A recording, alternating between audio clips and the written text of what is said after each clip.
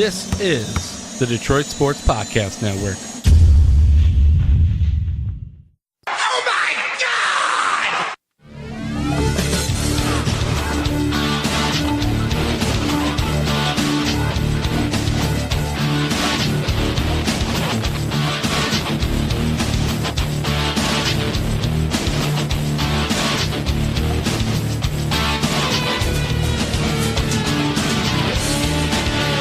Happy 1 year anniversary of doing the Detroit Sports Podcast Doc and Jock Wrestling Show. I'm your host, Adam Strozinski. Rolling This is with me- 52? It's 52, bro. Wow. That voice you just heard, that is the one. That is the only. That is the Doc John Macaroon. What's up, cuz? I'm looking forward to this podcast. I definitely enjoyed Raw and Smackdown. A lot to complain about, a lot to really look at and get excited about. I can't wait. What's up, sir? Yeah, a whole ton going on. We've got some news and notes surrounding Crown Jewel and whether that should even be taking place. Sounds like Kevin Owens might be on the shelf for a while. We're going to take care of all that, like I said, in news and notes. Of course, we had SmackDown 1000. We're going to go through that. And let's kick this bad boy off with Raw. So we open up the show with a promo that leads to a solid match between Seth Rollins and Drew McIntyre. This match felt very predictable, at least to me it did.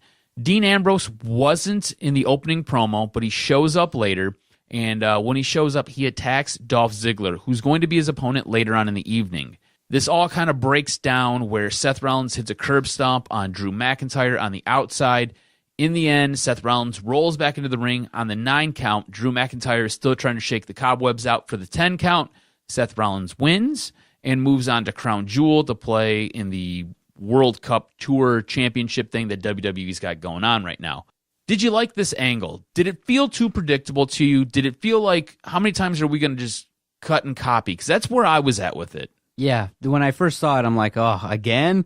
This is a situation in which you got these guys feuding, and it's going to culminate finally in the Crown Jewel, hopefully, and they can move on. I just want to see these 6 dudes fight other people because there's so much talent in that ring for them all to be fighting each other for months. I guess that's where it's going now in the WWE is prolonged storylines, and especially when you got 6 dudes, you can interweave so many different kind of matches. But I guess they're still kind of continuing to tease, is Dean Ambrose legit? Is he really invested in the Shield? What's going to happen? But I do like, if you just pay attention to the little things too, they did set up in the opening promo maybe a little bit more between Dolph Ziggler and Drew McIntyre when they said, hey, if maybe we both progress, I'm going to have to handle business, Dolph Ziggler said on the mic. And then Drew McIntyre kind of said, look, you're a great athlete, you're one of the best, but you're no Drew McIntyre. And I like that part of it, and that was one of the redeeming qualities of that segment. Right. They do a good job weaving little story arcs through the actual story arc, Yeah. which is cool. But you do have to pay really close attention to all of those things. Yes. I think the highlight coming out of the very first hour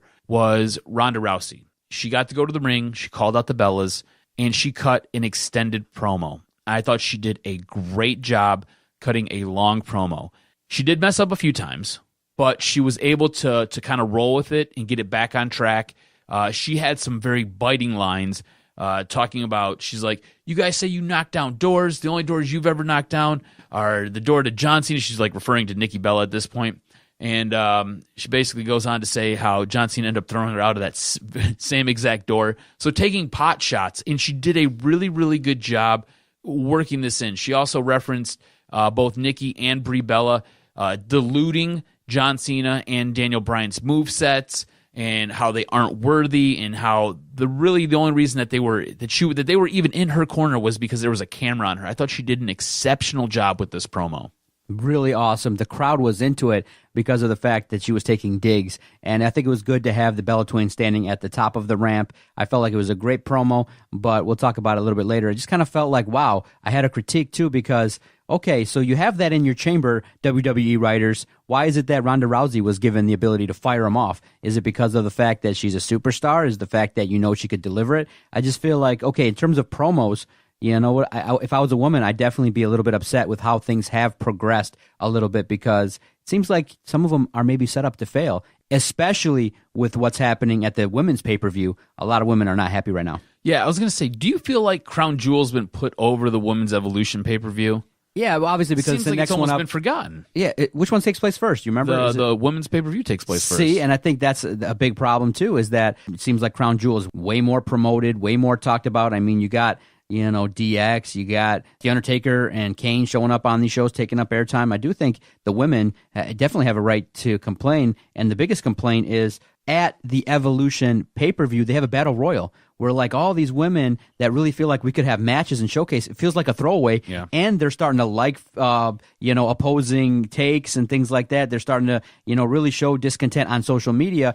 And I think so too. Why have this battle royal? I feel like you could definitely, especially Asuka, put her in a match, feature her in an angle, a throwaway battle royal. Now, granted, this person does get, the next opportunity, so it will have some meaning. But I just think that you're underutilizing a lot of women. Why was Ronda Rousey given the great lines when you have the ability to maybe feature Asuka with great lines? You could feature Naomi. Carmella can deliver great lines. And I know it's arcing and you're trying to promote Ronda Rousey and you're trying to highlight this main event feud, but I do think that you can sprinkle a little bit more quality line to some of these other ladies. The reason why everybody freaked out because we haven't seen a promo like that delivered by a woman in a long time.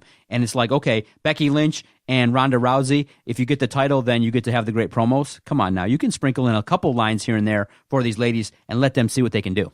I think the more shoot-like promos, they're good. They tend to connect more with the audience. They Yeah, tend to get you more that's what they engaged. want. Yeah, that's what they want. And WWE should probably try to utilize those more. Yep. Ziggler ends up beating Dean Ambrose in a solid match. And again, this felt like it failed to kind of move the story forward, I guess. I was really kind of confused by this.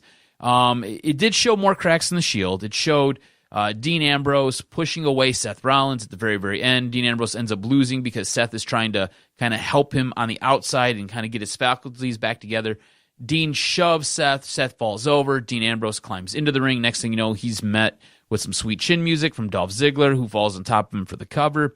You could almost see this coming a mile away. I don't really necessarily think it helped move the storyline along, especially with what happens later on in the show. I just didn't understand what the point is. And if we're going to have Dean Ambrose separate from the Shield, it appears as though he's taking his eyes on Seth Rollins. He is aiming his scope right at Seth Rollins, and he's going to try to take Seth Rollins out, is what it appears to be.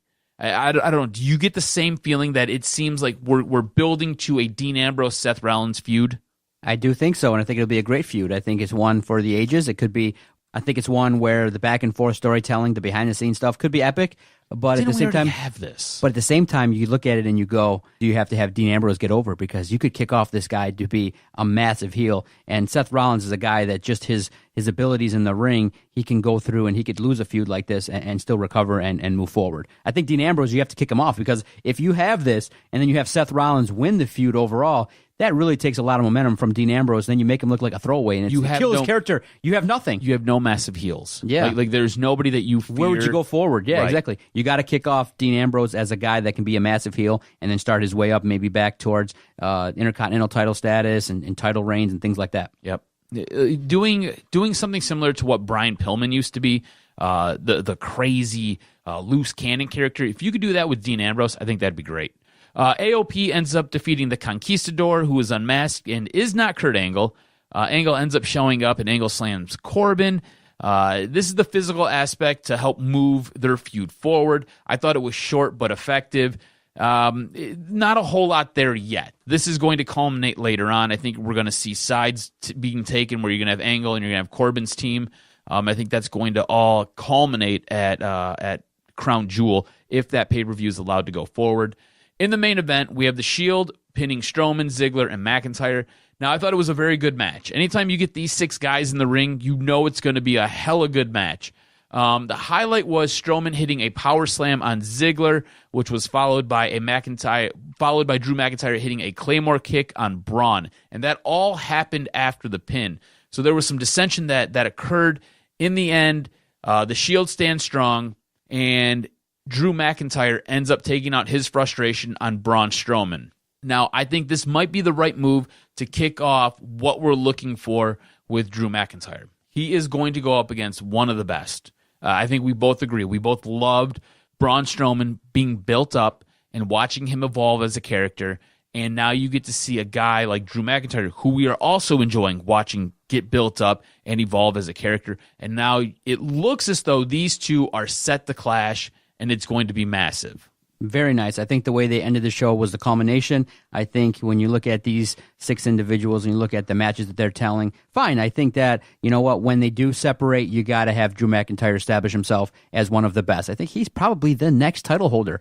I think he's next in line. He's got the look. He's got the ability. He's got the intensity. He can cut a promo. He can cut a promo. He's the complete package. I think they're building up to that, and I do think that Drew McIntyre is believable. I think he fits the mold of what Vince McMahon likes, and I think he could have a nice, solid reign. Or if you want to have, you know, the continuation of Roman Reigns, at least a contender could be Drew McIntyre. You could have a situation in which Drew becomes a face. He becomes somebody that's really popular, maybe a la Steve Austin, but a little bit lighter. I just think that Drew McIntyre has it, and if he can stay healthy, I think the next couple of years for him are going to be really good. So I like to see that because of his intensity, his look, his entrance. He's got the complete package. It's time to unleash him a little bit.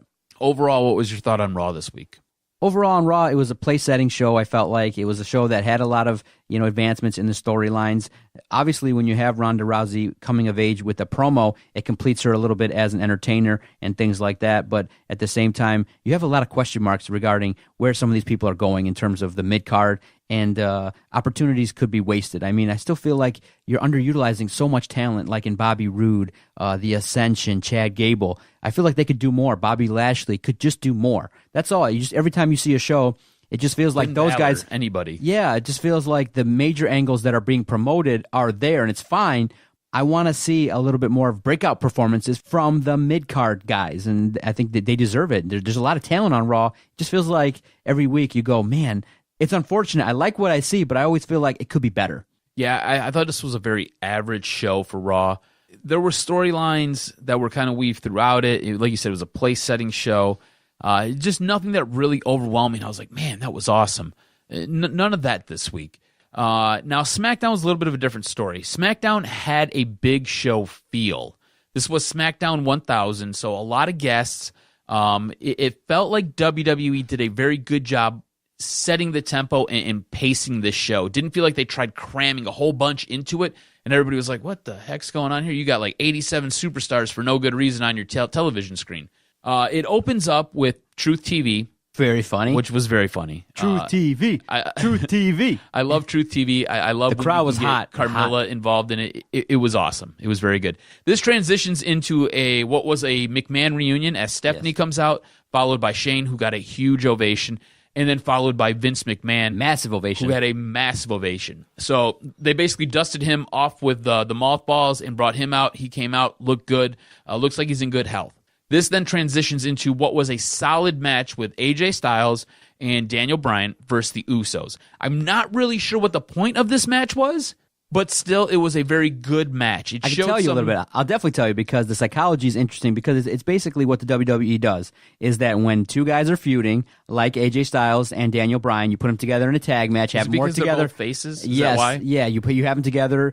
You plant, anger and frustration and things like that. And you also help elevate the Usos to move forward by beating AJ Styles and Daniel Bryan. You go, wow, the Usos, they're a solid tag team, because going into that match, you would naturally assume that AJ Styles and Daniel Bryan will get the victory clean. Right. And so that's what I thought. Yep. So you elevate the Usos, and then you continue then to move the feud forward. That's what I don't like, is that because it's used so often, it's like dudes that are fighting each other don't have to tag. Why would they tag? In any realistic sense, if I'm AJ Styles, and one thing they did was disrespectful, was they let him go like halfway up the ramp and they start playing Daniel Bryan's music. He was getting into his character, and I think the crowd was just building up to cheering him. And then Daniel Bryan's music comes, and then they go to commercial. You need to have AJ Styles get into the ring before you play Daniel Bryan's music. But why, in any realistic sense, would AJ Styles want to tag with Daniel Bryan? Just get to some vignettes, get to some promos. You know what? All you got to do with these guys, it's real simple. Just show their history. All the, you know how much great footage you can cut and slow-mo it and talk about, you could actually, in this situation, how I'd produce it, real simple. These guys don't have to do nothing. Have the other wrestlers pick camps. Have like two other wrestlers, like one from the New Day, and then you have, Drew McIntyre or Ziggler or Seth Rollins, just kind of talk about, wow, these guys, I can't wait to sit in front of the ring and watch these guys. I molded myself after them. Have the other wrestlers pump them up. I mean, you could do so many things that are outside the box, and how can an average podcaster figure this stuff out? And these guys that are paid producers can't. You're no average podcaster. Right, and so I think that they could elevate this feud by maybe utilizing the other wrestlers talking about them. That'd be great, but I don't want to see them tagging. But I get the purpose. You elevate the Usos, but it could, again, be done way better. If you ever get a chance, go on YouTube. There is a AJ Styles Daniel Bryan match before they were ever who they were. Yeah. It's pretty awesome. It's them in like this rinky-dink high school gym. Awesome match. Dance break. Dun, dun, dun, dun. So I thought it was pretty cool to see evolution. Now, Batista got a ton of mic time, and look, Batista has been very open about what he wants to do. He wants to come back to WWE. He wants to have one more run, and he wants to challenge Triple H. And during his mic time, and like I said, it was long. He had extended mic time more than everybody else. He basically went at Triple H with his mic time, basically saying, this guy's done everything. He is wrestling. He is the reason why we're all here. And the whole time he's pointing at Triple H. And he says he's done everything but beat me. And it got a little awkward, but I thought it was good. I thought it was good heat. I thought it was good build. Don't be surprised if you see a Batista-Triple H feud culminate at WrestleMania. Do you think this is where we're going? Yes, it's planting the seeds, maybe to see the reaction, what would happen. Great. But you'd have to have Batista go over. You can't have Triple H win this feud. Triple H needs to not be having feuds anymore. He has to start giving the rub. He has to start putting these people over. Dave Batista cannot show up to WrestleMania and then get pinned by Triple H. That would be so stupid. But would you be surprised if Triple H goes over? No. That's how they do it, right? Yeah. Like, I wouldn't be surprised if he goes over clean. Yeah, at Crown Jewel here. All right. Becky Lynch got more heel time with shots at Edge and his bad Very good neck. promo, yeah. Thought it was exceptional. Thought it was nice work. That ends up ending with Charlotte coming out and they have a little dust up. But I just thought it was more good character building on WWE's part and Becky Lynch's part. We then have a solid match between the New Day and the Bar. And we have new tag team champs as a result of it. There is a heel turn from Big Show, which I think surprised everybody. Like, Big Show comes down to the ring, we're all like, what the hell's Big Show doing? Right. And like in your head, you're like, oh, I know how this is going to go. I know it's going to happen here. He goes over, I believe it was Kofi Kingston was laying out on the ground. Looks like he was trying to catch a breather after getting tossed out the ring. Next thing you know, looks like Big Show is helping pick him up as he chased off Cesaro. Ends up picking up Kofi and choke slams him on the outside. This distracts Big E, who then gets booted by Sheamus. Sheamus gets the pin. Next thing you know, we've got new tag team champs. Was this the right call to switch these titles here on this show? Yeah. And do you like Big Show getting involved? I liked it all. Like I said, I'm a big fan of the Bar. I think that they do a great job. Cesaro, Sheamus, they're great guys. They're always worthy of having the titles. It weaves into adding Big Show be part of a group or something and be a heel. But obviously the Big Show's turned heel like so many times. Yeah. But overall, I would say that the way it could be done is, continue this feud going forward with the New Day and back and forth action. It's just fine. It makes a show a little bit more unpredictable because you don't want it to always feel like a title match is going to have the title holders win it. And so the tag team title's been kind of flipping around, changing hands a little bit more on television. I'm okay with it. I thought it was the perfect show for it. I thought it was the perfect time for it. It made a lot of sense.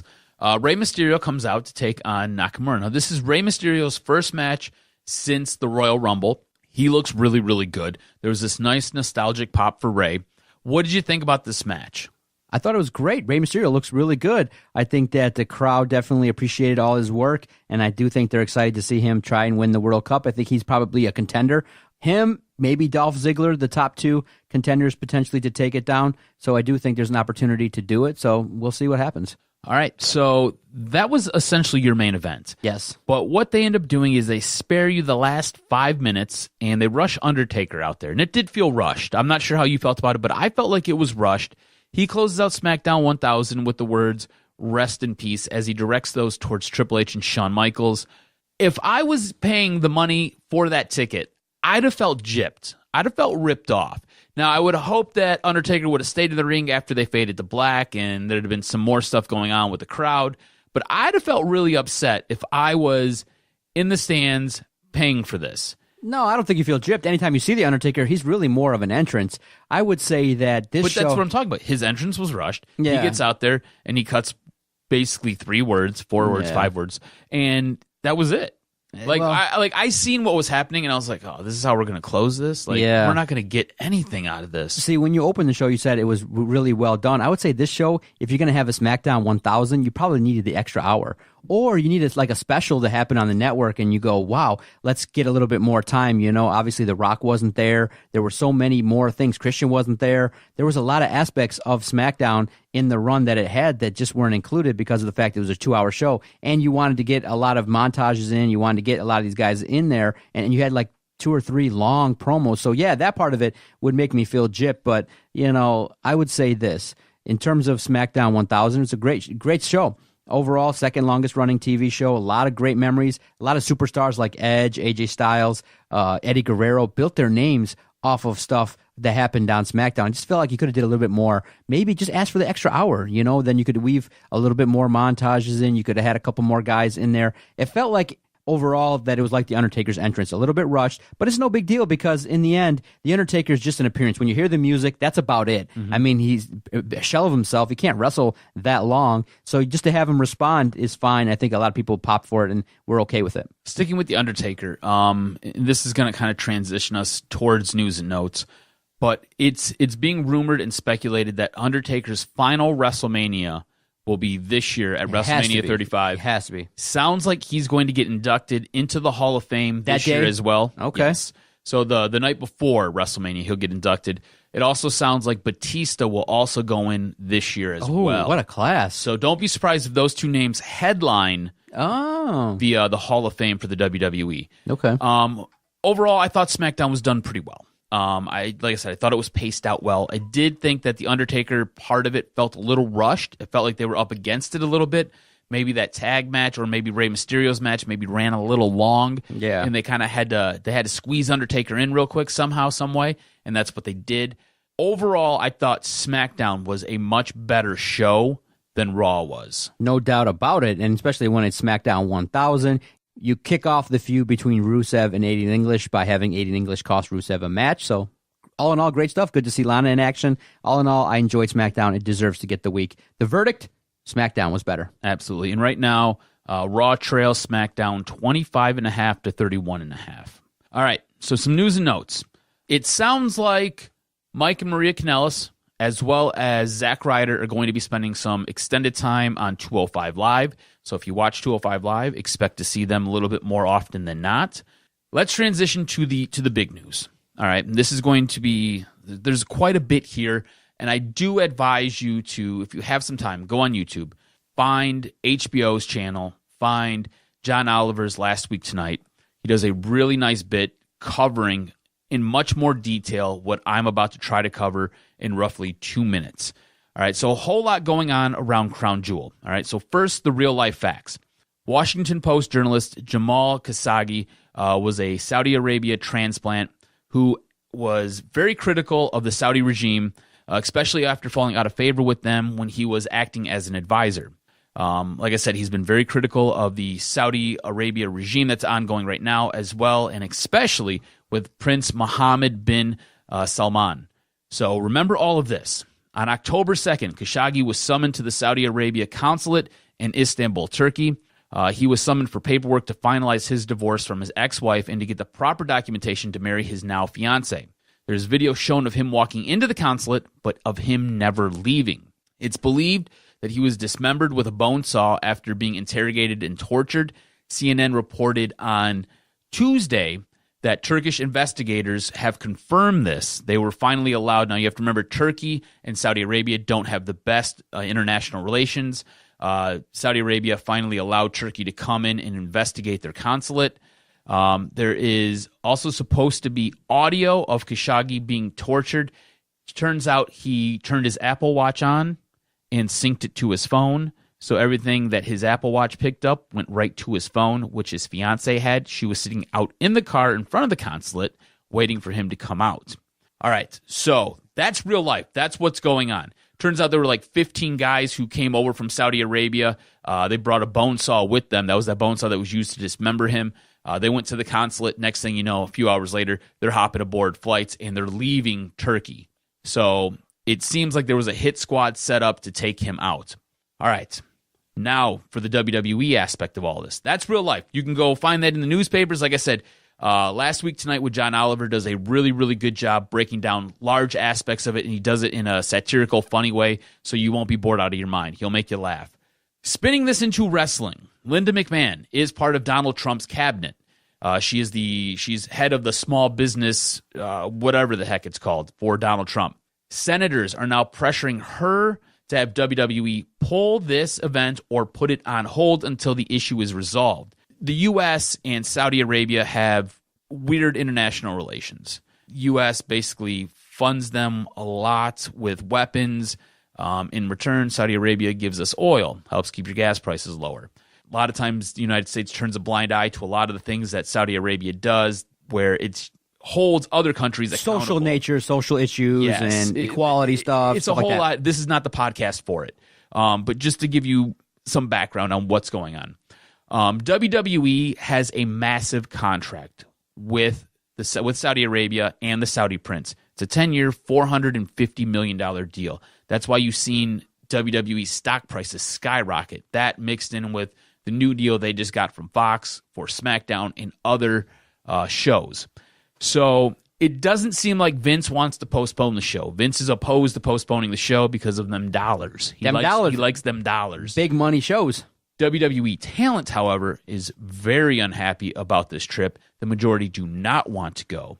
My question for you, and for you, the listener, should WWE go on and hold this event? Me, myself, I don't think they should. It sounds like it's very, very messy. This sounds like has like international incident written all over it. If I'm WWE, I'm going to put this on hold. But I'm not WWE. I'm not Vince McMahon. And it doesn't sound like Vince wants to. See, it's a super, super tough question that you asked because of the money. $450 million is enough to influence a lot of supporters and things like that. And that's why it's one of the reasons why it hasn't just been shelved altogether.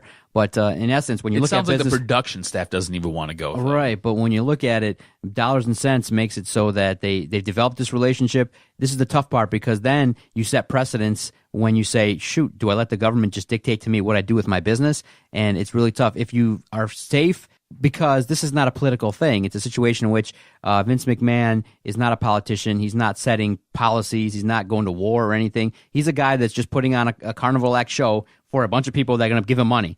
And so when you look at it from that perspective, you would, I think, agree that he should do it because of the fact that it's good for the bottom line. It's good for the wrestlers. It's, unfortunately, when you look at business, $450 million, you don't just make up in just a short amount of time. You're talking about 10 years. And so that's a big-time relationship that could go forward, and things like that. It could be a 20-year relationship, 30 years, where every single year you're making $50 million for a couple shows a year. That's just a lot of money.